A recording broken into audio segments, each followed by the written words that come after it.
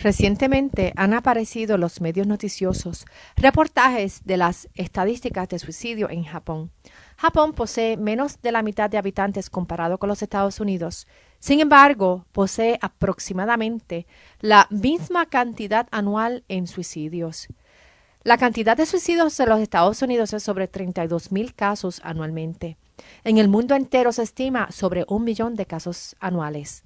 Según el Centro de Control y Prevención de Enfermedades de los Estados Unidos, el CDC, el suicidio es la segunda causa de muerte entre las edades de 25 a 34 años y la tercera causa de muerte entre las personas de 15 a 24 años de edad. La apologética no solo ofrece una explicación sobre la relación de Dios y la ciencia, la filosofía o las leyes universales, sino que también investiga cuál es la relación entre Dios y la ética moral, incluyendo la moralidad del suicidio. Este es un tema muy delicado y hasta controversial, pero recientemente han sido muchos los casos de suicidio que han tocado a mi puerta y me han llevado a buscar una respuesta bíblica a la pregunta de ¿qué hace Dios con la mancha de un suicidio? Como ya muchos saben, yo crecí conociendo de Dios, aunque no tenía interés de vivir una vida siguiendo a Cristo. Mi madre, una mujer cristiana que le servía a Dios y llevó a muchas personas a conocer de Jesucristo como único Salvador, sufría de depresión. Un día martes en el 1999 me entró una llamada telefónica. Esa mañana mi madre, a los 58 años de edad, se había quitado la vida. La apologética me dio muchas respuestas a preguntas profundas sobre la realidad de Dios y sobre la realidad de que hay personas que aun cuando conocen de Cristo y son salvos, puede que un día tomen la decisión de quitarse su propia vida. Cuando esto sucede, surge una mancha de suicidio en los que sobreviven el suicidio. Quiero que mantengan en mente que los que sobreviven el suicidio son aquellas personas que están relacionadas con una persona que se quita la vida. Son los familiares y amigos allegados al que cometió el suicidio y quienes pasan por un periodo de dolor muy profundo al vivir por la experiencia de perder a un ser querido de esta manera. Otro martes en mayo del 2006 me entró otra llamada telefónica. Mi hermana mayor, quien amaba a Jesucristo y vivía una vida dedicada a Él y que sufría de maníaco depresión, se había quitado la vida esa mañana. Ella tenía 43 años, un marido y 2 hijos adolescentes. Partimos inmediatamente a Florida, donde se llevó a cabo el funeral. Ese sábado regresamos a casa. Este era solo el comienzo de una lluvia de preguntas teológicas y de fe. Era nuevamente el comienzo de otro proceso largo a preguntas profundas a los eventos sucedidos. No duró mucho este proceso, pues al día siguiente me entró otra llamada. El esposo de mi hermana, que quedó viudo, se quitó la vida esa mañana. En menos de 5 días, mis sobrinos adolescentes quedaron sin padre y sin madre. La avalancha de preguntas es mucho más de lo que la mente puede procesar. La mancha de un suicidio otra vez amenaza nuestra fe. Nuevamente la realidad de que un cristiano es capaz de cometer suicidio abofeteó nuestras caras y fue como un puñal afilado que cruelmente quiso destruir nuestros corazones y nuestra fe en Jesús. Toma tiempo en lo que la mancha de suicidio se procesa y se levanta de nuestras vestimentas. En ese momento vivimos en medio de una guerra espiritual profunda, donde vimos cómo el enemigo se aprovecha de las circunstancias para incrementar el caos, traer más destrucción y derrotar nuestra fe. Estos son momentos en donde nuestros corazones están completamente rotos y vulnerables. Pero si nos agarramos de Cristo, Él es fiel y según Él me enseñó la primera vez que Él estaba caminando a mi lado para superar la muerte de mi madre y enseñarme la realidad de su existencia, de su salvación y de su amor. Él también fue fiel para superar la muerte de mi hermana y su marido. Solo Jesús puede eliminar las manchas del suicidio y darnos una visión y esperanza en la realidad de su vida eterna. Aún en el medio de la tragedia, pudimos ver de muchas maneras la consolación y las provisiones que solo Jesús es capaz de proveer. Una de las primeras preguntas que me hice es, ¿qué dice la palabra de Dios referente al suicidio? La realidad del suicidio, aún en la iglesia, no se puede ignorar. Hoy día existen muchos recursos cristianos para ayudar a los que sobreviven un suicidio a procesar la pérdida de ese ser amado y a preservar la fe en Jesucristo. El autor Albert Shu, en su libro Grieving a Suicide, ofrece 7 casos de suicidio que aparecen en la Biblia. En el Antiguo Testamento encontramos en Jueces, capítulo 9, del 52 al 54, donde Abimelech, quien estaba mortalmente herido, le ordenó a su escudero que lo matara con su propia espada. En Jueces 16, del 28 al 31, Sansón, cuando estaba apoyado entre las columnas del templo, intencionalmente las empujó para quitarse la vida junto con todos los filisteos allí presentes. En 1 Samuel, capítulo 31, del 4 al 6, el rey Saúl se quitó su vida al caer intencionalmente sobre su espada. Su escudero, al ver lo que hizo Saúl, hizo lo mismo contra su propia vida. En 2 Samuel 17, verso 23, Ahitofel se quitó la vida luego que su consejo fue ignorado por Absalón. En 1 Reyes 16, verso 18, el rey Zimri prendió el palacio en fuego y en el fuego se quitó la vida. En el Nuevo Testamento, el único caso de suicidio que menciona es el de Judas Iscariote, discípulo de Cristo, quien se quitó la vida luego de la traición a Jesús. Todos estos sucesos son narrativos y en ninguno de ellos Dios ofrece un comentario en particular sobre el acto del suicidio. De hecho, mientras la Biblia condena el asesinato en general, en ningún caso condena el suicidio en particular.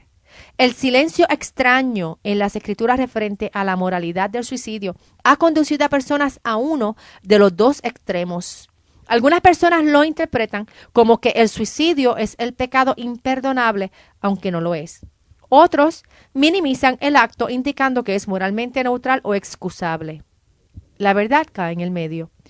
Aunque la Biblia explícitamente no condena el suicidio, las escrituras sí enseñan el efecto negativo del suicidio. El silencio de las escrituras no quiere decir que lo aprueba o que es indiferente al respecto. Las historias, aunque negativas, enseñan una realidad del ser humano y son una advertencia a conductas y actos que no debemos seguir. Por otro lado, aunque las escrituras enseñan al suicidio en una luz negativa, esto no quiere decir que este acto separa a la persona eternamente de Dios. Sansón, quien intencionalmente se quitó la vida, aparece en Hebreos 11, verso 32, en la lista de las personas aprobadas por Dios por su fe en Él. Debemos recordar que en Mateo 12, del 31 al 32, la blasfemia contra el Espíritu Santo es el único pecado imperdonable. No existe ninguna conexión en la Biblia que indique que el suicidio no es un pecado perdonable. Cuando Jesús murió en la cruz por todos nuestros pecados, presentes, pasados y futuros. Tenemos también que recordar que Dios nos creó a su imagen y semejanza y somos el templo del Espíritu Santo. Por lo tanto, debemos honrar nuestros cuerpos físicos y no acelerar nuestra partida. El suicidio es un pecado y al fin y al cabo es una decisión moral en contra de Dios y hacia el prójimo. Cuando una persona se quita la vida, la persona utiliza una solución permanente para solucionar un problema temporero. Algunas razones pueden ser la pérdida del empleo, caer en una situación financiera crítica, la pérdida de un ser amado, enfrentar una enfermedad que tal vez no tenga cura o que esté pasando por dolor físico o emocional muy profundo, divorcio, enfrentar una situación que envuelva la pérdida del honor, adicciones a drogas o alcohol, depresión y sentimientos de fracaso y soledad. La persona en ese momento está pasando por momentos dolorosos y en muchas ocasiones la depresión es tan profunda que piensa que el mundo estaría mejor sin ellos. Las personas en depresión crónica no le ven salida a los problemas y al estrés de la vida. Jesucristo nos dice que Él está con nosotros en todo momento y que debemos de permitir que Él nos fortalezca, nos llene de paciencia y que le brindamos nuestros problemas a Él. Solo Él tiene la capacidad de solucionar nuestros problemas y darnos paz que sobrepasa todo entendimiento, aún en medio de las tormentas. Pero para una persona que padece de depresión crónica, es necesario que esté recibiendo tratamiento médico para estabilizar los cambios químicos que incrementan la depresión al punto de quitarle a la persona todo deseo de vivir. Es de interés saber que la Biblia también menciona historias de personas que en un momento de sus vidas deseaban la muerte, pero no fueron por la ruta del suicidio. Estos fueron Rebeca en Génesis 27, verso 46, Raquel en Génesis 30, verso 1, Moisés en Números 11, del 10 al 15, Elías en Primera de Reyes, capítulo 19, verso 4, Job en 6, del 8 al 13, y Jonás en Jonás, capítulo 4, versos 3 y 8. Estos son ejemplos de personas que, a pesar de que estaban pasando grandes angustias, eligieron la vida. El doctor David Beeble y Susan Foster escribieron el mejor libro en el mercado hoy día sobre el cristiano y el suicidio. En el libro Encontrando el camino luego del suicidio de alguien que amas, ellos explican las emociones por las que pasa una persona que pierde a un ser amado por suicidio. Ellos explican el proceso prolongado de buscar respuestas a la pregunta ¿por qué? ¿Por qué? ¿Por qué? El proceso comienza por la experiencia del shock. El trauma es tan grande que los sobrevivientes pasan por un periodo doloroso de procesar todos los eventos y la lluvia de preguntas y emociones subsiguientes. Los sobrevivientes pueden llenarse de ansiedad, coraje, confusión, miedo, dolores de pecho, problemas en dormir y depresión. El dolor de corazón y la confusión es extremadamente profundo.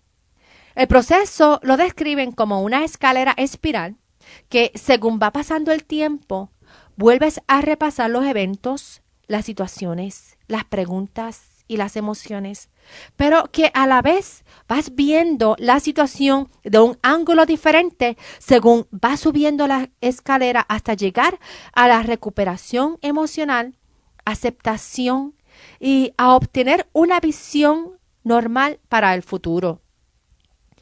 Dos áreas muy importantes en donde Jesucristo interfiere si le permitimos traer sanación emocional es el área del perdón y la culpa. Cuando no perdonamos, nos convertimos prisioneros del coraje y resentimiento y perdemos la libertad de amar libremente y de gozo supernatural que solo Jesús puede proveer. Una característica del suicidio es que el ser amado que se quita la vida es la víctima y a la vez la misma persona que perpetuó el crimen. Puede que el sobreviviente se sienta rechazado y traicionado. Nuestras emociones son una mezcla de pena y dolor, con coraje y resentimiento hacia la misma persona. Al pasar el tiempo y luego de analizar los 1000 porqués, puede que la verdad de todos los eventos se sepan y estén claros sobre la mesa. O puede que nunca sepamos la verdad y tenemos que aceptar que no tenemos respuesta a todas nuestras preguntas y las razones del suicidio. Solo sabemos que la persona estaba pasando por un momento o periodo de desesperación, dolor y una angustia muy profunda. A veces también el sobreviviente puede que se sienta culpable o responsable por la decisión irreparable del que se quitó la vida. Cuando una persona elige quitarse la vida, es su propia responsabilidad, aunque la familia y amistades se sienten culpables de no haber podido evitar los eventos. Simplemente esa decisión los tomó completamente de sorpresa. El sentimiento de culpa y la frustración de no haber visto los eventos venir puede causar una crisis espiritual grande en la vida de los sobrevivientes, en donde el enemigo se aprovecha para alejar a los sobrevivientes del amor de Jesús. Sin embargo, solo Jesús puede remover ese sentimiento de culpa y resentimiento de nuestros corazones. Jesús quiere darnos su merced y compasión. Él es quien nos conforta en todo dolor y aspecto de nuestras vidas. Porque su amor es tan grande hacia nosotros, Él se ofreció a cargar con todos nuestros dolores y angustias, a cambio de su perdón y paz que sobrepasa todo entendimiento. La iglesia juega un papel muy importante en la restauración de la fe de la persona que ha perdido un familiar o alguien cercano por suicidio. Toma tiempo en lo que la persona puede procesar la pérdida y los sentimientos de coraje, culpa, vergüenza, traición y decepción, no solo hacia el que se quitó la vida, sino posiblemente hacia Dios y las personas que le rodean. La iglesia, como una representación del amor de Cristo, puede proveer alimentos, transportación, cuidado de niños y amor incondicional cuando una situación trágica como esta se desata en la vida de un feligrés. Desafortunadamente, no siempre la iglesia está capacitada para ofrecer ayuda. En ocasiones, feligreses han tenido que abandonar la iglesia y buscarse otra porque la misma ha tomado una posición legalista, juiciosa y de condenación contra los sobrevivientes de la tragedia. Es importante recordar que la iglesia se compone de personas y que todos o muchos de ellos no han pasado por situaciones cercanas de suicidio y no comprenden la dificultad de sobrepasar esta tragedia. Por lo tanto, no saben qué decir o qué hacer. A veces dicen cosas muy destructivas, solo por ignorancia o por orgullo propio o porque son legalistas sin compasión. El Dr. Bibel menciona en su libro un reportaje que escribió Randy Christian para la revista Liderato y dice: nadie está cómodo con la realidad del suicidio. Nadie debe esperar sentirse cómodo hablando sobre esto o pensar sobre esto.